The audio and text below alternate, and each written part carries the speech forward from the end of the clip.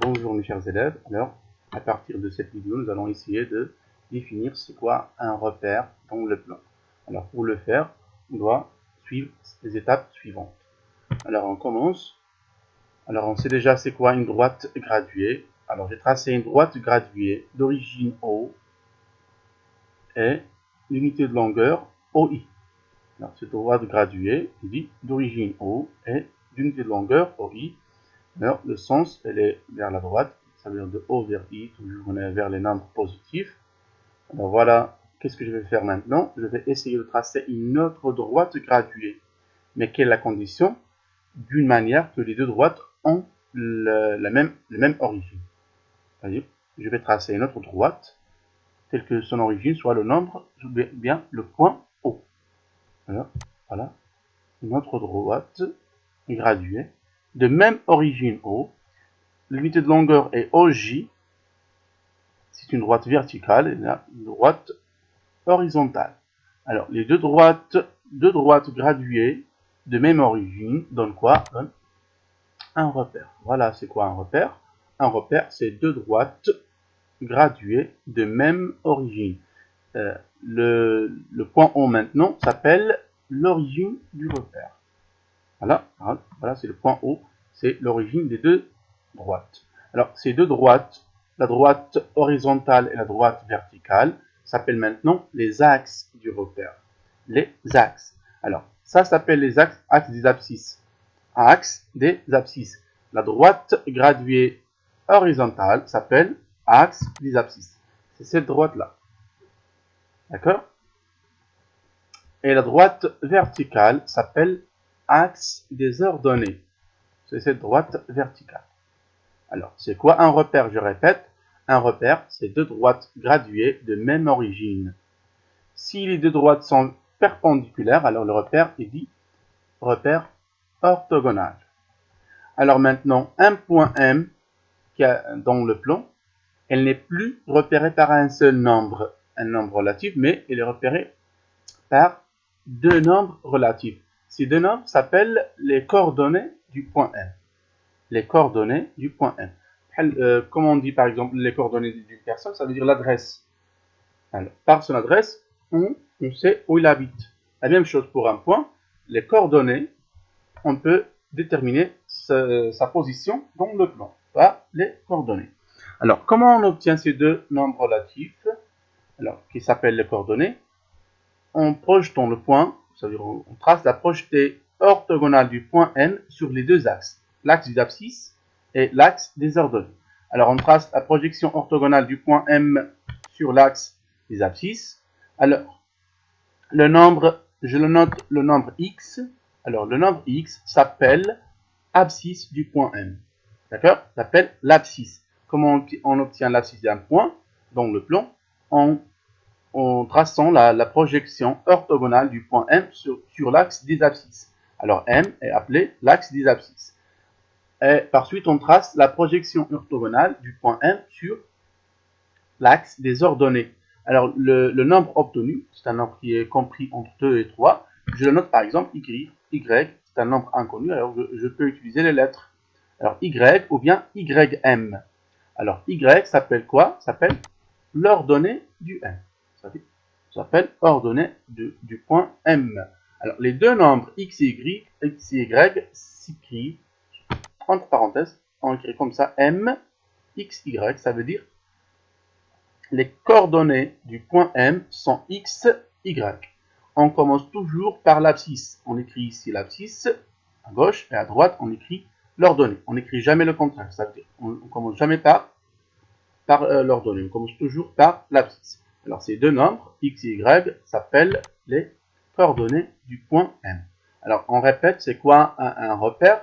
Alors un repère orthogonal dont le plan est constitué de deux droites graduées perpendiculaires.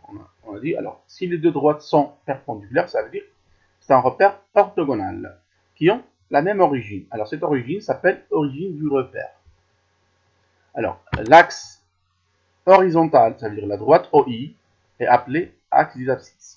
Et la droite OJ, la droite verticale, appelée axe des ordonnées. Alors voilà un exemple. Nous avons ici un repère. L'axe, on a dit OI, c'est l'axe des abscisses. OJ, l'axe des ordonnées. On a des points A, B, C. Bien sûr, les points O, I et J. Alors là, on appelle repère OIG. On écrit comme ça, repère OIG. Ça, l'origine. OI, c'est l'axe des abscisses. OJ, l'axe des ordonnées. Alors voilà l'origine du repère O. L'axe des abscisses, c'est la droite OI. L'axe des ordonnées, la droite OJ. Alors, puisque les deux droites sont perpendiculaires, OI est perpendiculaire à OJ. Alors, le repère OIG, il dit repère orthogonal. Ça veut dire que les deux droites sont perpendiculaires. Alors, on a dit maintenant que chaque point est repéré par deux nombres relatifs. Par exemple, comment on obtient les coordonnées du point A? Alors, les coordonnées du point A, on les obtient par la projection orthogonale du point A sur les deux axes. Alors, on met la projection sur l'axe des abscisses, alors on obtient le nom, c'est 1. Alors, 1, c'est quoi? C'est l'abscisse de 1. La projection orthogonale sur l'axe des ordonnées, alors la projection, c'est ici c'est 5, alors 5 s'appelle ordonnée de 1. Et on écrit les coordonnées des deux. On commence toujours par l'abscisse, alors l'abscisse c'est 1, alors j'écris 1, 5. La même chose pour le point B. Alors, je mets la projection toujours, je commence par l'axe des abscisses. Alors, voilà l'axe des abscisses, alors le point B. Alors, la projection c'est ici 2. La projection sur l'axe des ordonnées, c'est moins 3. Alors, les coordonnées sont, je commence par l'abscisse, moins 2, l'ordonnée, moins 3. Et on écrit moins 2, moins 3. Je dis qu'on n'écrit jamais le contraire. Ça veut dire que je ne peux pas écrire, par exemple, moins 3, moins 2. Alors, moins 3, moins 2, c'est un autre point. Alors, le point C, la projection sur l'axe des abscisses, et puis la projection sur l'axe des ordonnées. Alors, la projection sur l'axe des abscisses nous donne le nombre 3. Alors, 3, c'est l'abscisse du point C. Ici, il me donne le nombre moins 4. Alors, moins 4, c'est l'abscisse, ou bien l'ordonnée du point C, et j'écris 3C. Alors, vous constatez que 3 moins 4. Alors, vous constatez que parfois les coordonnées sont positives, parfois positifs négatifs, et parfois négatifs. Alors, le repère, il est divisé en 4. Dans cette partie, l'abscisse et l'ordonnée sont positifs. Dans cette partie, l'abscisse est négative, l'ordonnée est positive. Dans cette partie, les deux sont négatifs. Dans cette partie, l'abscisse est positive et l'ordonnée est négative. Alors, on a d'autres points. Alors, les autres points sont O, I et J. Alors, je dois déterminer leurs coordonnées. Alors, le point O, l'origine du repère, ses coordonnées sont 0, 0. Alors, les coordonnées du point O sont toujours 0, 0. Alors, le point O, ou bien l'origine en général d'un repère, les coordonnées sont 0, 0. Alors, le point I, elle appartient à l'axe des abscisses. Alors, son abscisse est 1. Et son ordonnée, la projection orthogonale sur l'axe des ordonnées, donne 0.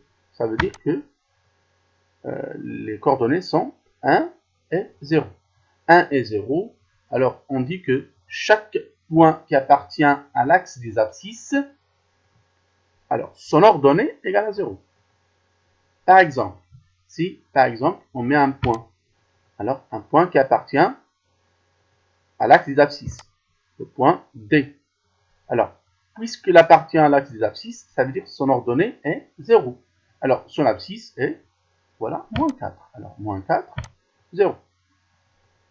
Alors, un autre point, maintenant le point J. Alors, le point J maintenant appartient à l'axe des ordonnées. Alors, ça veut dire que son abscisse maintenant est 0. Parce que la projection orthogonale du point J sur l'axe des abscisses, alors voilà, c'est 0. Alors, G, c'est 0,1. Alors voilà, les 3 points sont toujours comme ça. 0, l'origine 0, 0. L'unité de longueur pour l'axe des abscisses 1, 0. J, 0, 1. Alors, on dit chaque point qui appartient à l'axe des ordonnées, son abscisse est 0. Par exemple, un point, voilà un point qui appartient à l'axe des ordonnées. Alors, elle appartient à l'axe des ordonnées, ça veut dire que son abscisse est 0. Alors, abscisse 0, son ordonnée est, voilà, c'est 2. Alors, le point, par exemple, E, 0, 2. Alors, c'est ça un repère, un point dans le plan. Elle n'est plus maintenant repérée par un seul nombre, mais elle est repérée par deux nombres. Alors, en général, un point M dans le plan est repéré par deux nombres relatifs appelés coordonnées de M. Alors, ce sont les coordonnées de A, coordonnées de C, les deux, 3 moins 4, coordonnées de B, coordonnées de O, de I, coordonnées de D. Alors, on écrit toujours X, Y, ça veut dire X l'abscisse, Y l'ordonnée. On n'écrit jamais le contraire.